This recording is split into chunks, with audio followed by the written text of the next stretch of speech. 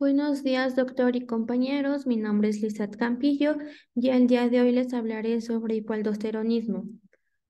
Para comenzar, pues debemos dejar claro qué es el hipoaldosteronismo. Este es un trastorno que encierra un déficit, ya sea absoluto o relativo, de la aldosterona, que está asociado o no al de otros mineralocorticoides y que generalmente se acompaña de una serie de alteraciones metabólicas que, como veremos más adelante, entre ellas destacan la hipercalemia y la acidosis. Por lo tanto, en términos generales, lo vamos a definir como la hipofunción mineralocorticoide, el cual va a ser un trastorno hormonal caracterizado por la disminución de la secreción de aldosterona de la zona glomerulosa de la corteza suprarrenal. Estos niveles bajos pueden ser causados por la disminución de la producción de aldosterona o por una resistencia periférica a ella, y como menciona aquí, puede ser de naturaleza primaria o secundaria. Cabe destacar que cuando el hipoaldosteronismo se produce como consecuencia de una disminución adquirida de la producción de renina, la afección se va a denominar más comúnmente como acidosis tubular renal de tipo 4 o también llamado hipoaldosteronismo hiporreninémico, la cual se va a producir por una deficiencia de aldosterona o una falta de respuesta a la aldosterona en los túbulos distales. Como sabemos, la aldosterona estimula la reabsorción de sodio en intercambio con el potasio y el hidrógeno, por lo que hay una disminución en la excreción de potasio que produce hiperpotasemia y una reducción en la excreción de ácido. Esta hiperpotasemia puede disminuir la excreción de amoníaco, lo cual va a contribuir a que se dé una acidosis metabólica. Este trastorno es el tipo más común de acidosis tubular renal, ya que existen cuatro, pero el tipo 4 pues es el más común. Suele aparecer en forma esporádica debido a la alteración del eje renina-aldosterona que se produce en pacientes con nefropatía diabética y nefritis intersticial crónica. En cuanto a la etiología, como ya mencioné anteriormente, los hipoaldosteronismos son un grupo de síndromes con disminución de aldosterona o resistencia a ella. Actualmente se han identificado diversos síndromes que cursan con hipoaldosteronismo, los cuales pues nos sirven de base para explicar la etiología.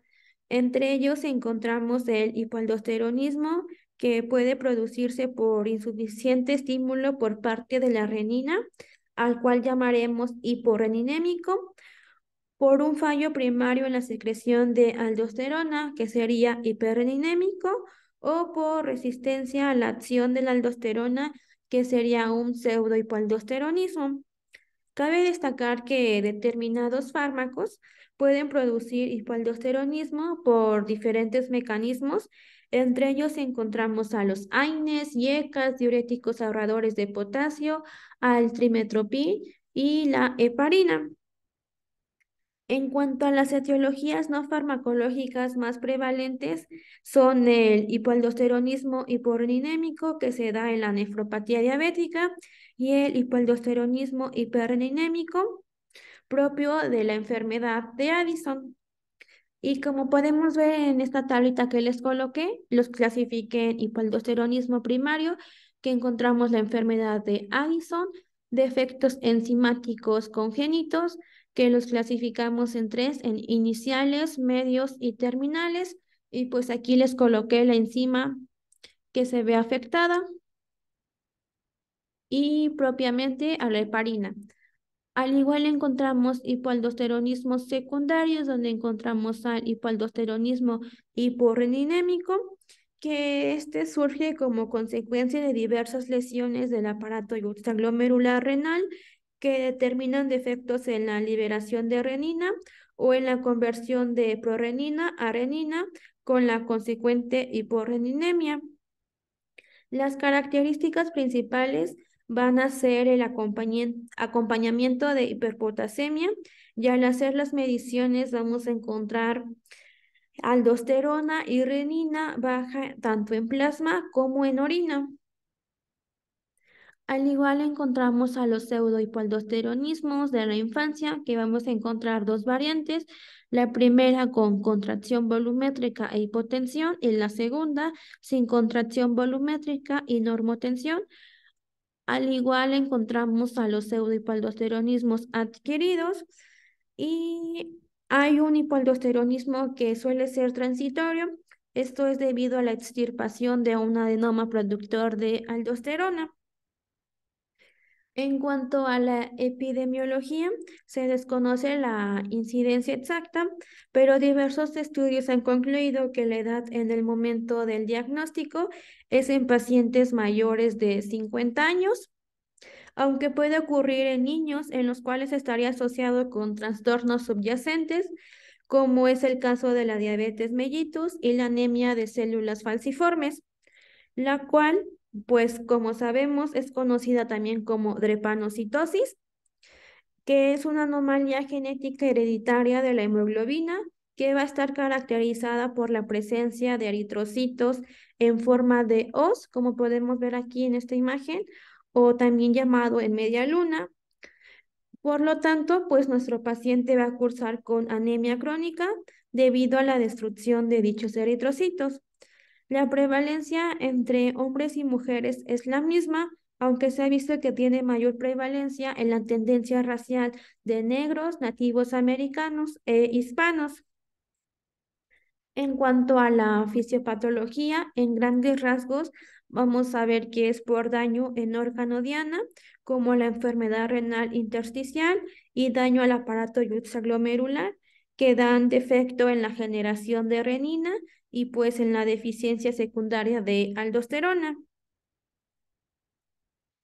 En cuanto al cuadro clínico, vamos a encontrar que la clínica es hipotensión, a no ser que haya una enfermedad renal concomitante que esté produciendo hipertensión y no se dé la hipotensión. Además, hay alteraciones hidroelectrolíticas, por lo que se produce es un aumento de la reabsorción de sodio y disminuye la reabsorción de potasio, aumentando el potasio en sangre, ocasionando una hiperpotasemia que va a ir acompañada de arritmias cardíacas y debilidad muscular. Otro síntoma de la clínica va a ser acidosis metabólica, natriuresis o hipovolemia. La acidosis metabólica pues va a ser por la reabsorción de bicarbonato. Cabe destacar que el cuadro clínico es muy variable en gravedad según la etiología, como ya mencioné anteriormente. En cuanto a los niños con defectos enzimáticos congénitos, suelen presentar los cuadros más graves y los adultos en ocasiones cursan asintomáticamente, aunque pueden presentar calambres, debilidad muscular. La hipercalemia por defecto excretor de potasio es el dato analítico más relevante, acompañado por diferentes grados de acidosis metabólica, deshidratación e hiponatremia, que esta hiponatremia es más frecuente en niños y en pacientes con insuficiencia suprarrenal y puede presentarse o ir acompañada con poliuria, deshidratación, náuseas. Y en cuanto a los síntomas neurológicos, vamos a encontrar pérdida de memoria a corto plazo, confusión, letargo y convulsiones. Además, puede ir acompañada de condiciones asociadas, como ya mencioné anteriormente, de anemia de células falciformes, de un lupus eritematoso sistémico o de una insuficiencia suprarrenal. En cuanto al diagnóstico, en términos generales se descartará un déficit de glucocorticoides asociado y después se determinará aldosterona y renina basal y tras un estímulo. Esto para orientar el diagnóstico del hipoaldosteronismo. Lo primero que haríamos sería hacer una prueba específica de aldosterona sérica, donde la encontraríamos disminuida en los casos de un hipoaldosteronismo verdadero y aumentada en casos de un pseudohipoaldosteronismo. En cuanto a la actividad de la renina plasmática, estaría disminuida en la acidosis tubular renal de tipo 4 y aumentada en casos de una insuficiencia suprarrenal primaria. En cuanto al gradiente de potasio transtubular, lo calculamos mediante esta fórmula y lo encontraríamos disminuido, es decir, menor a 7, en presencia de hiperpotasemia, y esto nos daría a sospechar de un probable hipoaldosteronismo. En cuanto al cortisol sérico, estaría disminuido en la insuficiencia suprarrenal y normal en un hipoaldosteronismo aislado. En cuanto a cómo hacer el diagnóstico de un hipoaldosteronismo hiporreninémico, nos basaríamos en pruebas específicas de aldosterona, donde encontraríamos disminuido la aldosterona sérica, el gradiente de potasio transtubular y la actividad de renina plasmática. En cuanto al panel metabólico básico, encontraríamos una acidosis metabólica sin brecha aniónica, el bicarbonato sérico generalmente leve, es decir, de 18 a 22 miliequivalentes por litro, aumentado el potasio y el cloro, y los marcadores de función renal van a ser comunes, como por ejemplo el aumento de la creatinina. En cuanto a los hallazgos en la orina, vamos a encontrar la disminución de potasio urinario, el fosfato urinario va a estar normal, calcio urinario igual va a estar normal o disminuido, y en cuanto al pH de la orina lo encontraríamos menor a 5.3 a 5.5. Cabe destacar que debido a los riesgos cardíacos mayormente asociados a la hiperpotasemia, pues sería útil realizar un electrocardiograma. Aquí les dejé este cuadro donde encontramos los niveles de potasio sérico y dependiendo de esto lo podremos clasificar en una hiperpotasemia leve, moderada o severa. Como podemos ver en esta primera imagen encontramos una hiperpotasemia leve donde encontramos ondas T picudas, simétricas y estrechas. En esta segunda imagen nos encontramos ante una hiperpotasemia moderada, donde observamos aplanamiento de la onda P, prolongación del intervalo PR, el QRS está ancho y las ondas T picudas. Y en este caso, en la última imagen, nos encontramos ante una hiperpotasemia severa, donde observamos ausencia de la onda P, el QRS está ancho con morfología sinusoidal. En cuanto al tratamiento, la fludrocortisona es un esteroide sintético con potente actividad mineralocorticoide y prácticamente nula glucocorticoide, por lo que es el fármaco de elección y es eficaz excepto en el pseudohipoaldosteronismo. Como había mencionado anteriormente en la etiología, vamos a encontrarnos ante hipoaldosteronismos inducidos por medicamentos. Entonces, pues el tratamiento en este caso sería ajustar o retirar los medicamentos que puedan estar contribuyendo. En cuanto al tratamiento del hipoaldosteronismo hiporreninémico, daríamos una dieta baja en potasio, diuréticos de asa o tiacídicos, suplemento alcalino si la acidosis no mejora.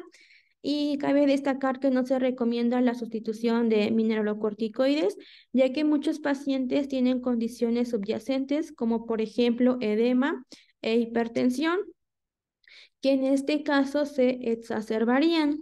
En cuanto al tratamiento de la insuficiencia suprarrenal primaria, hiperplasia suprarrenal congénita, como ya mencioné anteriormente, daríamos un tratamiento con sustitución de mineralocorticoides, que en este caso sería la fludrocortisona, una sustitución de glucocorticoides como la hidrocortisona o prednisona, perdón. En cuanto a la hiperpotasemia con cambios en el electrocardiograma, pues daríamos un tratamiento de emergencia, el cual sería disminuir el potasio. En cuanto al pronóstico, va de bueno a reservado. Y por último, les dejo la bibliografía en la cual me basé pues para realizar esta exposición. Gracias.